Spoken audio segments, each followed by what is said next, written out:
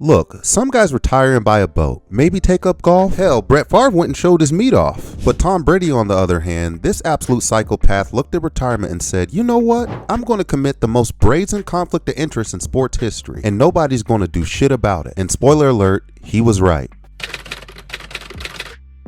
So picture this, May 2022, Brady still got that post-retirement glow, probably eating an avocado or whatever the hell he eats. And Fox Sports slides him the contract, not just any contract, $375 million for 10 years of talking about football. That's $37.5 million a year to basically do color commentary. And for context, that's more than most active players make throwing their bodies into 300-pound men. But here's where it gets spicy. A year later, May 2023, old Tommy boy decides broadcasting money isn't enough. So he buys into Mark Davis's WNBA team, the Las Vegas Aces. Now, if you're thinking, wait, who's Mark Davis? He's the guy with the worst haircut in professional sports who happens to own the Las Vegas Raiders. Keep that little detail in mind. This is so wrong. It's such a bad look for everybody involved, starting with Tom Brady. And I defended him for years. He is the runaway GOAT, was as a quarterback.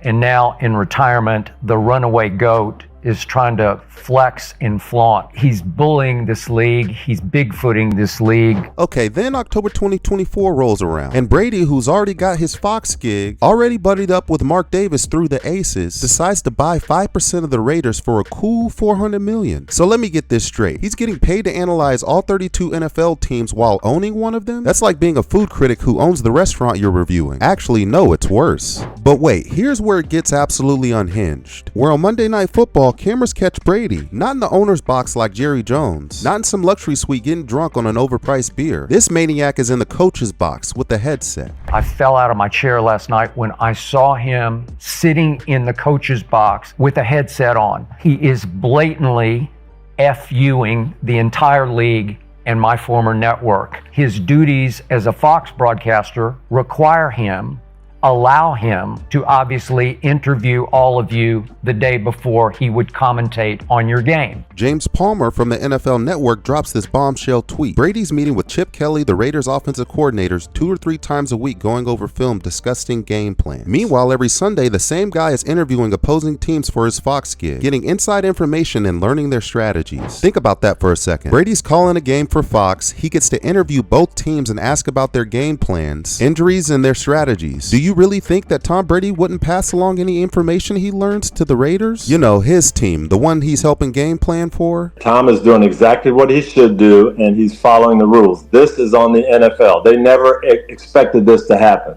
No one would think, well, an owner is going to end up being a broadcaster. But you know, Dan, and I know, we get access to things that most people don't. I'm on the field last Sunday night, and I'm asking Patrick Mahomes about how they're going to attack the Giants and what they're going to do and who the better players are and who isn't. I'm asking him about his teammates. I may ask him about the backup quarterback or whoever. I'm getting all this information talking to him. That no owner can do that. No owner can go down on the sideline and talk to another team's players and get inside information. So that should not happen. The Raiders have an advantage now because Tom is allowed to do that. It's in the rules. What they should have done is said, hey, this is a special situation, and Tom, you can broadcast the games, but you can't have the access that normal broadcasters do. And I know they stopped him from going to practice and sitting in the production meetings. Even Tony Dungy, an NFL legend, is out here basically saying, yeah, it's messed up, but Tom would be stupid not to use this advantage. Now, the NFL tried to put some Brady rules in place. He can't attend practices, can't be in facilities, and can't have access to team materials. But here's the thing. Production meetings are still a go. You know, those meetings where coaches and players open up to broadcasters, maybe let slip a tendency or two.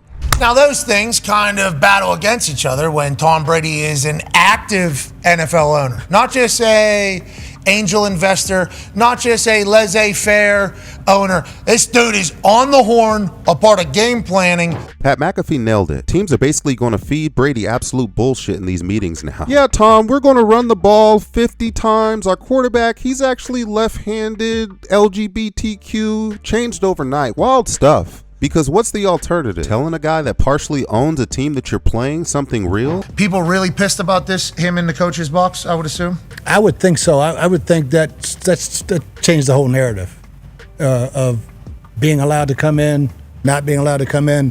this changes everything. But the real question is, where's Roger Goodell in all this? You know, the guy who suspended players for possibly knowing about deflated footballs?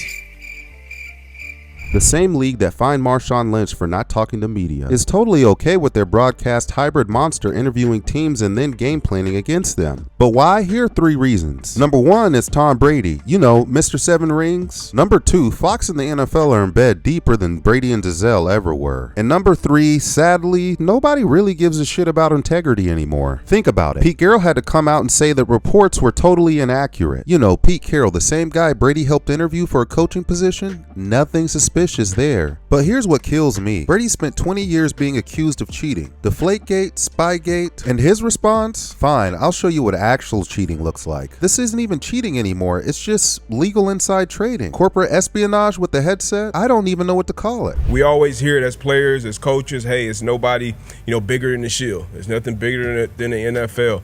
It's a guy, won 7 Super Bowls, went to 10 of them. This would be the guy that can kind of get away with anything. Now look, don't get me wrong, I respect the hustle. Brady looked at retirement and said, how can I make the most money while doing the least work while also maintaining complete control? And somehow he found it. And the real kicker is, this is more in the NFL than it is Tom Brady, to be completely honest. Tom Brady technically isn't the police of Tom Brady. The NFL should be. And the wildest part about all this, nothing's going to happen. Fox won't drop him. They've got 375 million reasons not to. The NFL won't stop him. He's their golden boy. The Raiders sure as hell won't complain. They're getting legal competitive advantage. But next time you watch Brady call a game, just remember, he might literally be texting the opponent's team's game plan to his defensive coordinator during commercial breaks. And honestly, good for him. If you're going to be corrupt, at least do it at a level where nobody can stop you. The greediest athlete of all time? More like the smartest. Or maybe they're just the same thing.